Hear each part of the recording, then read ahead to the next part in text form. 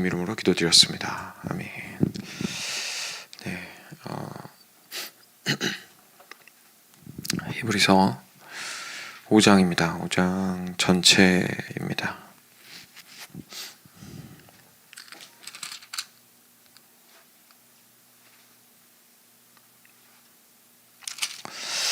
네, 1절부터 14절까지 같이 교독하겠습니다. 제가 먼저 읽겠습니다.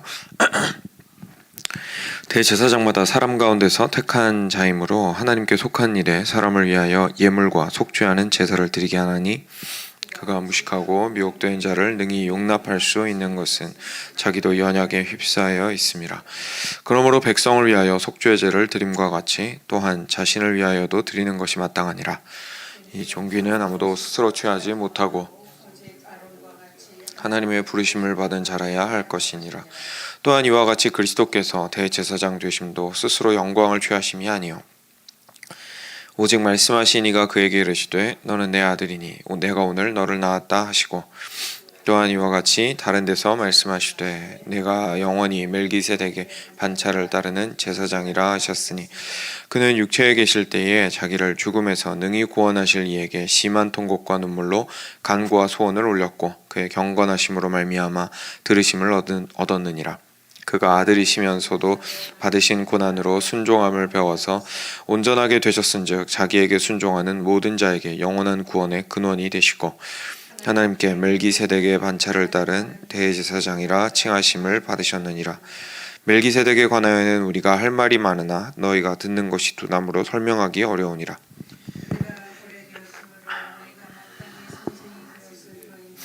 저희가 다시 하나님의 말씀의 초보에 대하여 누구에게서 가르침을 받아야 할 처지이니, 단단한 음식은 못 먹고 젖이나 먹어야 할 자가 되었도다. 이는 젖을 먹는 자마다 어린아이니 의의 말씀을 경험하지 못한 자요, 단단한 음식은 장성한 자의 것이니 그들은 지각을 사용함으로 연단을 받아 선악을 분별하는 자들이니라. 아멘. 성경이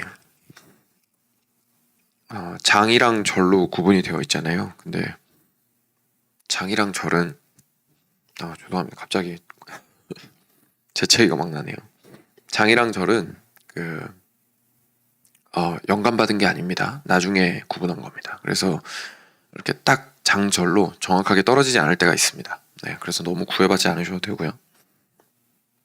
지금 생명의 삶은 이제 지금 장으로 이번에 히브리서 묵상은 구분을 했는데, 사실 대제사장 관련된 주제는 어제 마지막 부분부터 시작이 되었습니다. 그리고 이제 멜기세덱 이야기가 오늘부터 나오는데, 멜기세덱 얘기는 7장에 조금 자세하게 나오거든요. 그래서 멜기세덱은 오늘 다루지는 않고 7장 갔을 때 같이 왜 멜기세덱 얘기가 나왔는지 한번 보도록 하겠습니다. 어제 부분을 제가 읽어드리면요, 14절부터 4장 14절인데, 그러므로 우리에게 큰 대제사장이 계시니 승천하시니 곧 하나님의 아들 예수시라. 우리가 믿는 도리를 굳게 잡을지어다 라고 하면서 이제 하늘에 올라가신 예수님이 우리에게 큰 대제사장이 되신다라는 이야기를 합니다. 그러면서 이렇게 얘기하죠. 우리에게 있는 대제사장은 우리의 연약함을 동정하지 못하실 리가 아니요 모든 일에 우리와 똑같이 시험을 받으시니로되 죄는 없으시니라. 그러므로 우리는 긍휼하심을 받고 때를 따라 돕는 은혜를 얻기 위하여 은혜의 보좌 앞에 담대히 나아갈 것이니라. 어떻게 보면 어제 이 마지막 3절 말씀이 오늘 5장에 나오는 대제사장 관련된 그 부분의 결론 같은 그 느낌입니다. 히브리서 첫 부분에서 1장 1절부터 3절에서 예수님이 누구신지를 우리한테 명확하게 이야기해주면서 히브리서 전체의 주제를 어떻게 보면 우리한테 먼저 알려줬던 것처럼 이렇게 두 갈씩 느낌으로 먼저 처음에 이렇게 이야기를 해주고 있는 거예요. 그래서 예수님이 다른 분이 아니라 우리에게 큰 대제사장이 되신다라는 이야기로 일단 빵 하고 답을 먼저 주고 시작을 하고 있습니다. 근데 저희가 보통 대제사장 생각을 하면 너무 귀한 사람이잖아요. 이렇게 구약 그 상황에서 저희가 생각을 해보면 그만큼 하나님 앞에 가까이 나아갈 수 있는 사람이 없었습니다. 그만큼 대속죄일이 되면 1년에 한 번이기는 하지만 이제 그 성막 안에 있는 성소, 그리고 성소 안에서도 항상 1년 내내 364일은 닫혀 있었던 그 지성소, 가장 거룩하다라고 해서 지성소입니다. 저희가 그 지는 이제 지극하다 할 때 지자예요. 그래서 지극히 성스러운 곳이어서 지성소인데, 그 지성소 안에 들어갈 수 있는 사람 대제사장 한 명이었습니다. 물론 이제 들어갈 때는 대제사장마저도 그 안에 향을 피워서 막 연기를 가득하게 해놓은 다음에 아예 아무것도 안 보이게 한 상태에서 들어갔어야 했죠. 그만큼 이제 하나님의 위엄하심과 거룩하심은 정말 범접할 수 없는 수준이다라는 것을 우리로 알게 하시긴 하지만, 그래도 대제사장만큼이나 그렇게 가까이 나아갈 수 있는 사람은 인류 중에 없었습니다. 근데 참 재밌게도 오늘 말씀은 대제사장을 반대 측면에서 보고 있어요. 대제사장이 하나님 앞에 나아가는 걸 보면 우리 입장에서는, 뒤에서 이제 죄 짓고 그 양이랑 소 잡고 있는 우리 입장에서는 진짜 우리랑은 차원이 다른 대제사장이다, 이제 이렇게 생각을 할 수가 있는데, 오늘은 완전 반대 측면에서 얘기를 하고 있는 겁니다. 왜냐하면 방금 얘기했듯이 예수님이 우리의 대제사장이십니다. 그런데 그 대제사장이라는 것이 우리한테 주는 의미가 뭐냐면, 그 대제사장은 우리의 연약함을 동정하지 못하실 리가 아닙니다 라고 이야기를 하고 있는 거예요. 그러니까 우리한테서 너무 멀리 계신 분입니다, 이 얘기가 아니고 우리의 연약함을 동정하는 분입니다. 그러니까 이 동정이라는 표현이 굉장히 중요한데, 머리로만 안다는 얘기가 아니라 동감한다라는 뜻입니다. 우리가 느끼는 것이 무슨 느낌인지를 알고 있고, 우리가 움직이는 것이 무엇으로 인하여 움직이는지 알고 있고, 우리가 불안해할 때 무엇으로 불안해하는지 알고 있고, 죄를 지은 이후에 무슨 느낌인지 알고 있고, 무슨 생각을 하고 있는지 알고 있고, 하나님의 진노를 앞둔 자로서 그 하나님의 진노를 앞둔 자로서의 마음이 어떠한지 알고 있고, 그런 것들을 공감한다라는 것을 우리가 이제 대제사장이 그런 사람이라는 것을 우리한테 보여주고 있는 거죠. 이분은 우리와 똑같이 시험을 받으셨지만 그런데 죄는 없으십니다. 이거는 이제 저희가 근데 질문을 할 수가 있잖아요. 아니, 저희는 죄인이어서 겪는 것들이 있는데, 그러면 예수님이 그걸 다 공감한다는 얘기는 죄를 지으셨다는 얘기입니까?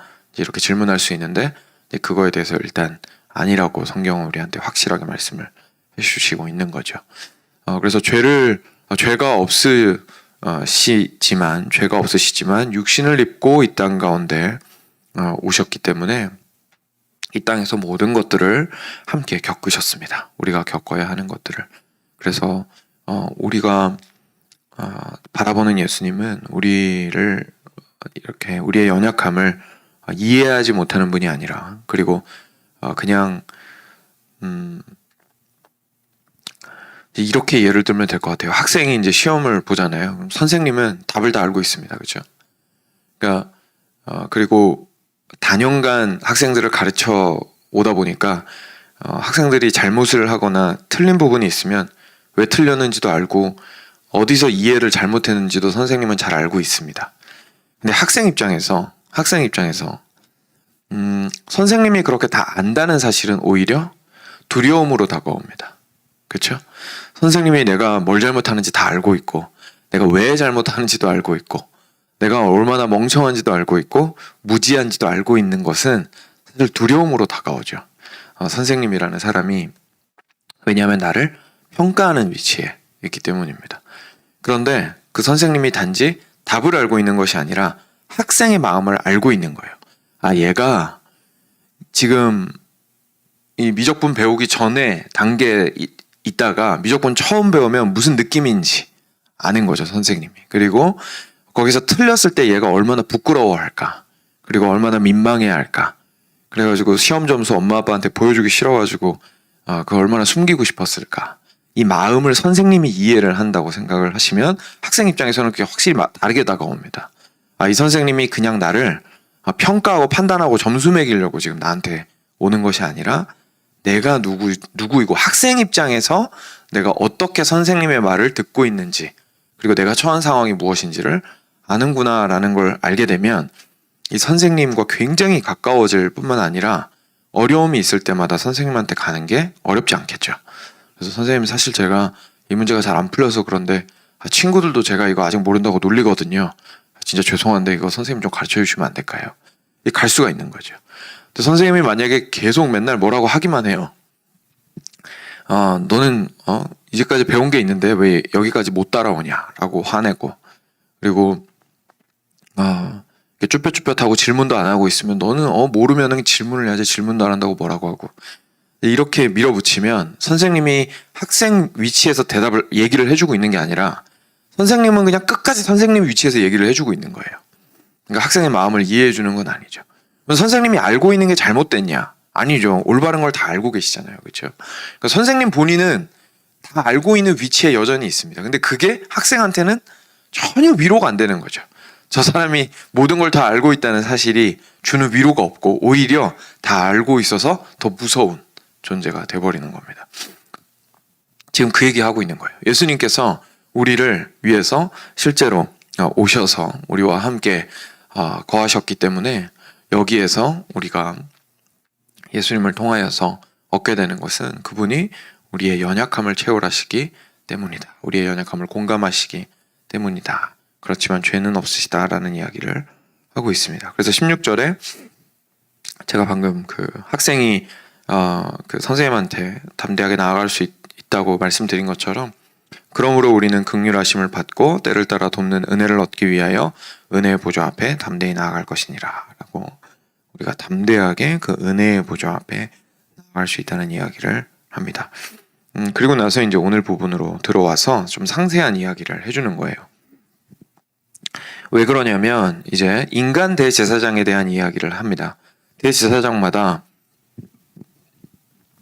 사람 가운데서 택한 자이므로 하나님께 속한 일에 사람을 위하여 예물과 속죄하는 제사를 드리게 하나니. 자, 인간 대제사장은 사람 중에서 택했습니다. 그래서 하나님 앞에 나아갈 수 있는 일을 맡겼습니다.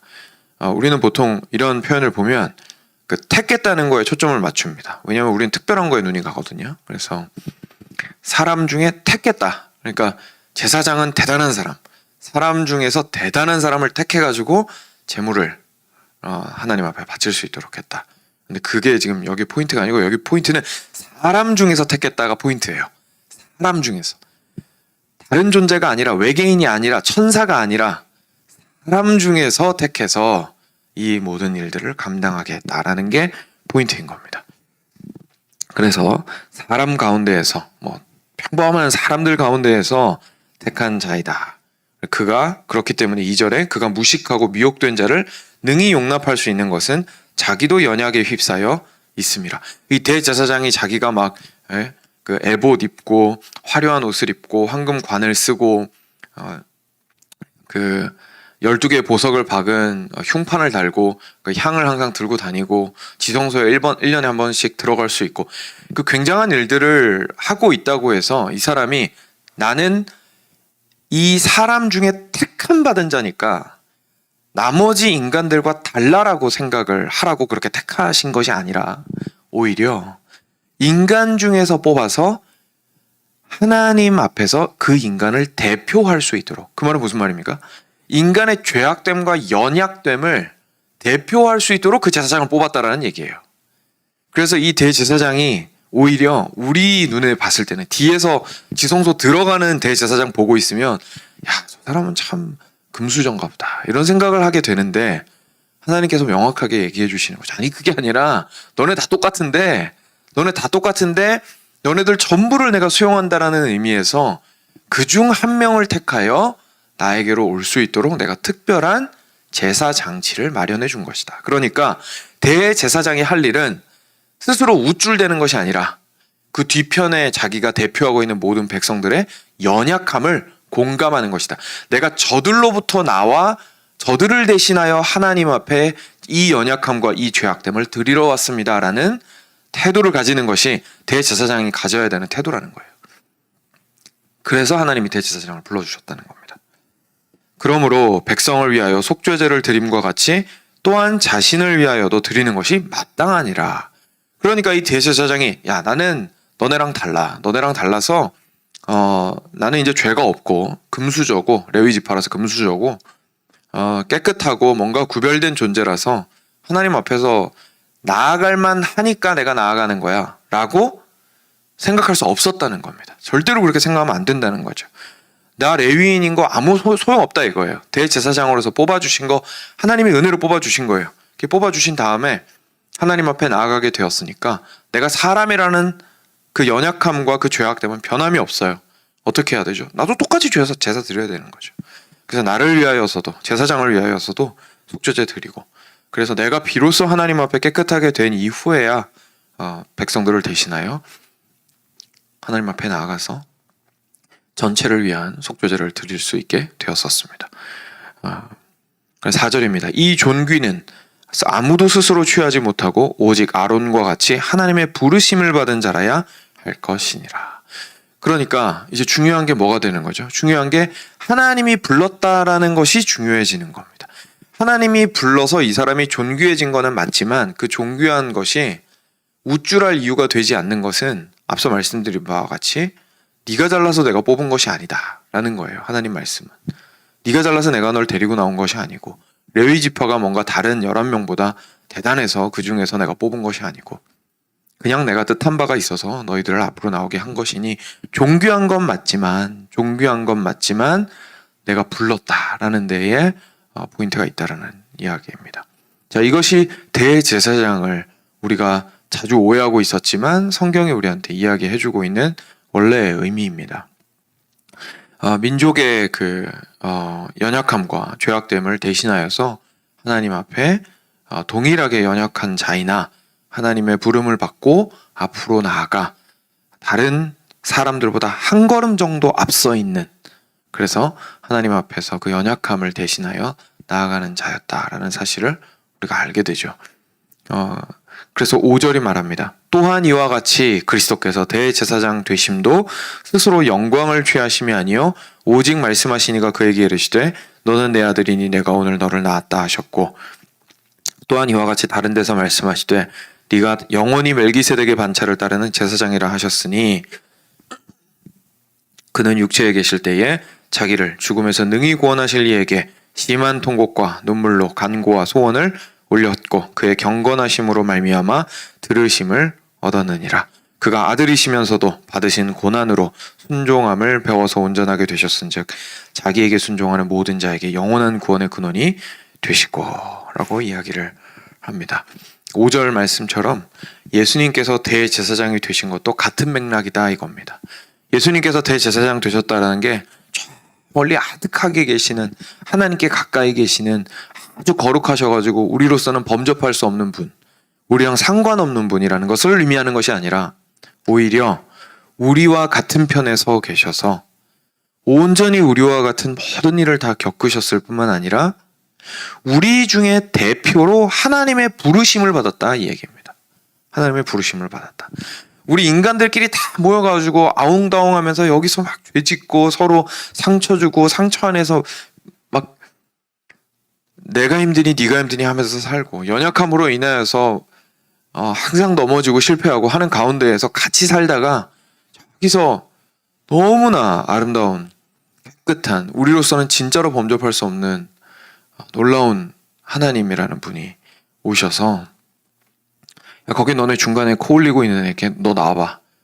그래, 네가 여기 오늘부터 반장이다.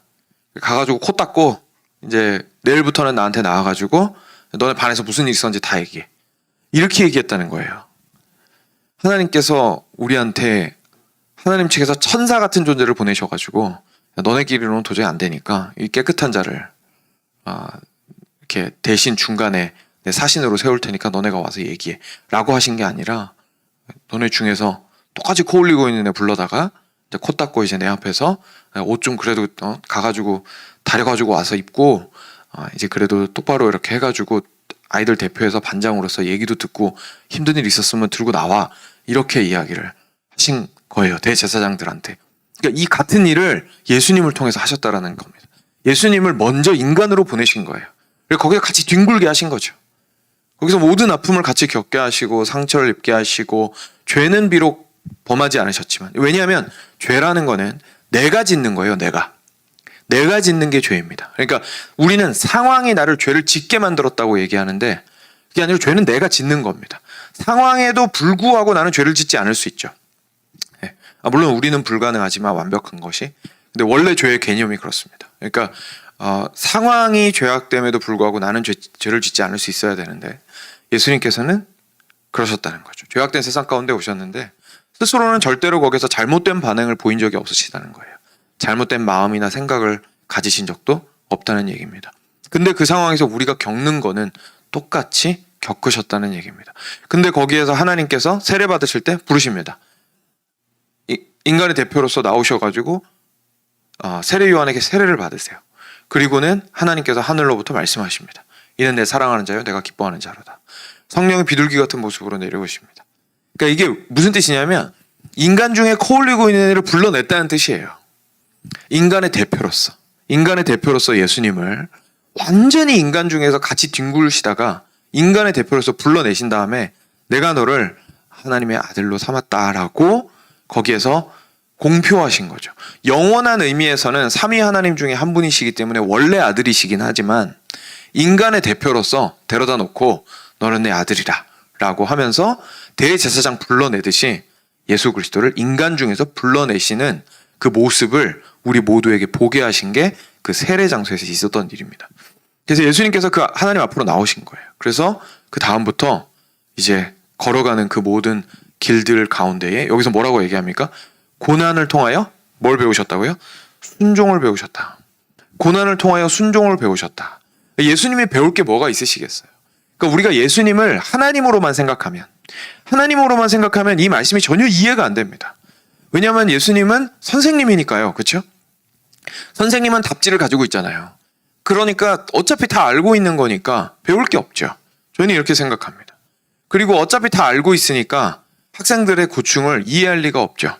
우리는 지금 여기서부터 A부터 D까지 가기가 너무 힘든데 선생님은 이미 Z까지 다 알고 있으니까 A부터 D까지 가고 있는 과정 중에 내가 B쯤에 와 있는 나에게 저 선생님은 해줄 말은 혼내는 것밖에 없겠지라는 생각을 가지고 있는 거예요. 우리는. 예수님 보면서 맨날 그렇게 생각하는 거죠. 예수님이 너무 좋지만 너무 무서워요. 왜냐하면 예수님이 말씀하시는 건 Z라는 걸 알고 있거든요. 예수님은 답지를 가지고 있다는 걸 알고 있어요. 그러니까 앞에 못 나가요. 근데 그거 아니라고 지금 얘기하시는 겁니다. 예수님께서 답지 다 가지고 있는 건 맞습니다. 근데 예수님께서 같이 학생의 자리에서 배워 가셨다는 거예요. 고난 가운데에서 순종함을 배워 가셨다는 겁니다. 우리가 현재 처해 있는 아픔과 고난과 슬픔과 그 죄악으로 인하여서 죄의 결과로 인하여 뒹굴 수밖에 없는 그 진흙탕에 예수님께서 들어오셨다라는 얘기입니다. 그리고 나서 거기에서 모든 것들을 겪으시고 인간의 대표로서 부름을 받아 큰 대제사장이 되셨다라는 이야기를 하고 있습니다. 그런 대제사장이라는 사실을 우리가 알게 되었을 때 우리 마음이 어떻겠습니까? 인간의 대표로서 아까 말씀드린 것처럼 우리 무리 중에 대표 중에 한 명으로 한 발자국 앞서 나간 거예요. 우리 반장으로. 그래서 선생님이 얘기하는 거 이 반장이 듣고 돌아와서 얘기합니다. 근데 막 거기서 권력 부리려고 반해서 어깨 뽕 이만큼 들어가가지고 야, 난 선생님이 불렀으니까 니들 이제 내 말 잘 듣고 이게 아니라 와가지고 야, 내가 가보니까 선생님 너무 좋으시더라. 우리 다 같이 갈 수 있어. 그러니까 우리 다 같이 가자. 근데 지금 한 번에 다 못 가니까 지금 다 나한테 와야 돼. 나만 일단 선생님한테 갈 수 있거든. 그러니까 나한테 와가지고 다 얘기해. 나한테 와서 얘기하고 나한테 와서 어려운 거 있으면 얘기하고 니들끼리 싸웠으면 나한테 와. 니들끼리 싸웠으면 나한테 오고 거기서 누구한테 상처받았으면 나한테 와. 괜찮아. 선생님한테 이해 못하는 거 있으면 그것도 나한테 와. 내가 가서 물어봐 줄게. 인간의 편에 서서 대표로서 그 연약함을 이해하시면서 얘기해 주시는 분이 예수님이라는 이야기를 지금 우리한테 해주시고 있습니다. 사랑하는 여러분, 예수님께서 인간으로서 먼저 우리부터 좀 생각을 해보면요. 인간으로서 우리가 이 땅 가운데에서 살아가는 일이 어려운 이유는 우리는 단 한 걸음도 겪지 않을 수 없기 때문입니다. 모든 것을 다 겪으며 살아가야 한다라는 것이 인간으로서 주어진 어떻게 보면 가장 큰 복이기도 하지만 대부분의 경우에 가장 큰 고통입니다. 어려운 일이 우리한테 발생하면 어느 한순간도 그냥 지나갈 수 없습니다. 몸이 아프면 조금 아프더라도 3일 뒤에 나을 거더라도 그 3일은 버텨야 됩니다. 일주일 아프면 일주일 뒤에는 나을 거 알더라도 일주일은 버텨야 됩니다.